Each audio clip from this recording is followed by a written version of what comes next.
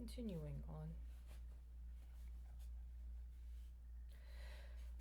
Reading Other America, again after a lapse of some 30 years, I've been impressed by how well the book has stood the test of time. Of course, some of the facts are by now dated, and some of Dwight MacDonald's criticisms that Mike should have included reference notes is to the point. More problematic, though, a matter of great importance, is the central premise out of which Mike wrote that if only people knew the reality, they would respond with indignation. That if only people became aware of the invisible poor, they would act to eliminate this national scandal.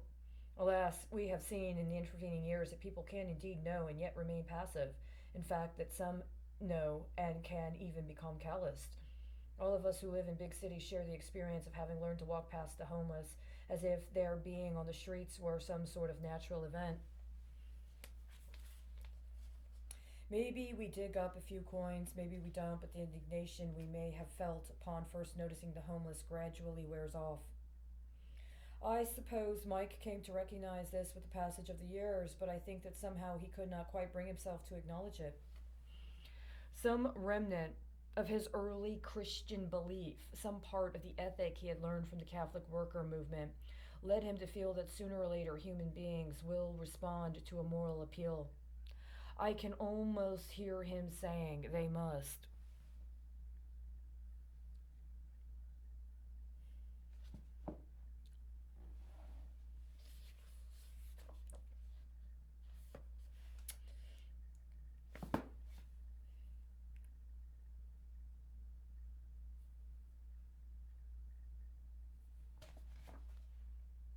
The youthful purity of feeling, the sweetness of temper which marked Mike's words and deeds seem to me as touching now that I turn back to his book as they did 30 years ago.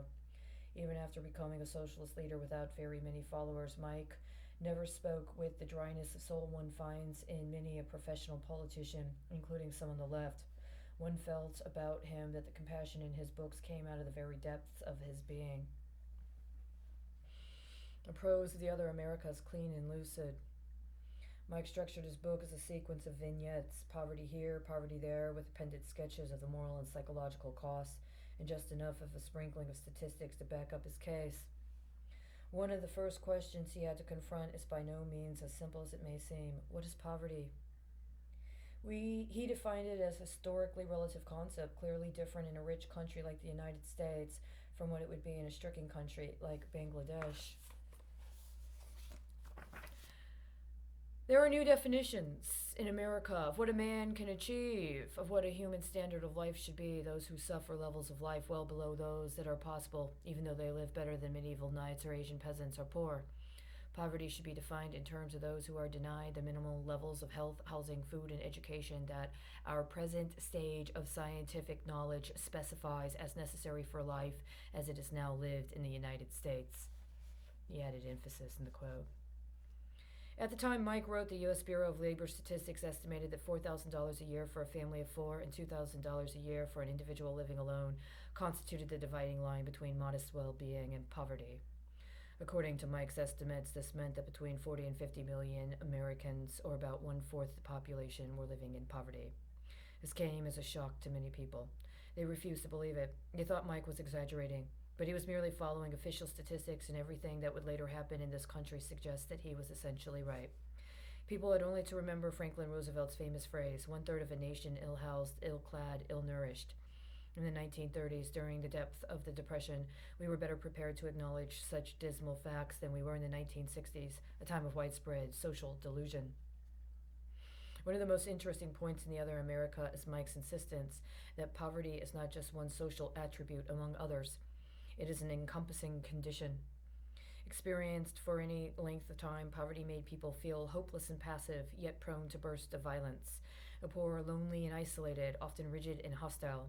To be poor is not simply to be deprived of the material things of this world.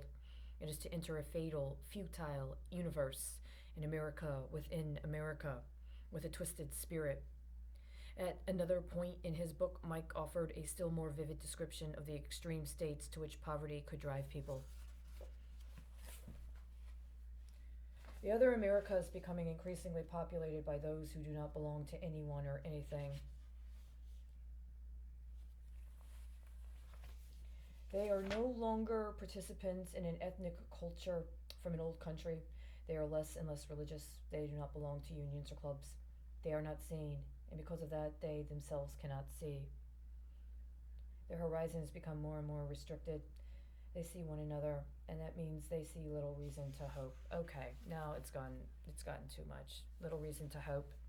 You mean because I didn't vote for fucking Obama? Because I know that Obama was involved in criminal activity, including before he even got elected to the Senate, that he was a part of a conspiracy of fucking criminals that were abusing the cover of sovereign immunity to get away with war crimes. I'm sorry. I'm supposed to keep reading. This man is qualified to write books like this. I suspect that Mike may have been offering an overdrawn description, that he was claiming too tight a connection between material condition and spiritual emotional consequences. What he wanted was to shock the country.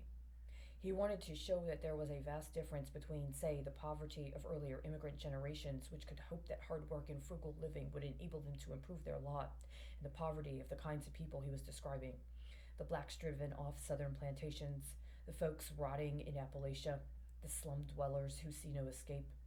When poverty was a condition spread through much of the population, its effects seemed not as damaging socially and psychologically as when it became concentrated in a large minority of Americans. By the 1960s, wrote Mike, poverty had become invisible. The poor are increasingly slipping out of the very experience and consciousness of the nation.